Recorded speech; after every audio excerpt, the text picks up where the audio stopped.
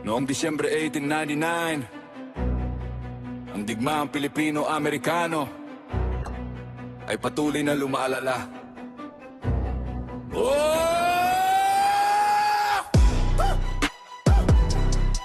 Umatras ang hukbo ni Emilio Aguinaldo upang makaiwas sa mas malakas na puwersa ng Amerika.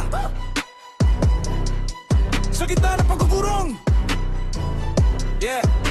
isang batang general ang binigyan ng mabigat na tungkulin. Si Gregorio del Pilar, 24 na taong gulang ang utos. Harangin ng mga sundalong Amerikano sa makitinidaan ng tira't paso pang mabigyan ng oras sa panggulo at hukbo na makaligtas. Alam niya ang ibig sabihin nito, kaunti ang kanyang tauhan, limitado ang bala, matarik ang bundok at paparating ang daan-daang kalaban. Ngunit pinili niyang manatili, hindi para sa karangalan kundi para sa tungkulin. Sa malamig na umaga ng Disyembre ko nagsimula ang laban ng putok ng baril, sigaw sa kabundukan, nalingaw-ngaw ng bala sa bangin. Oras ang kailangan na bawat minutong naantala ay buhay na nailigtas hanggang sa matakbuhan ng kalaban ng lihim na daan sa likod na putol ng depensa. Sa gitna ng kaguluhan tinamaan si Gregorio del Pilar. Bumagsak sa lupa may nakabatang inera na revolusyon at buwan sa kanyang bulsa ang tala-arawan. Mga pangarap ng kabataan, mga pag-asa ng bayan ng tira't pasay. Hindi naging simulo ng tagumpay ngunit naging tanda ito ng sakripisyo. Si Gregorio del Pilar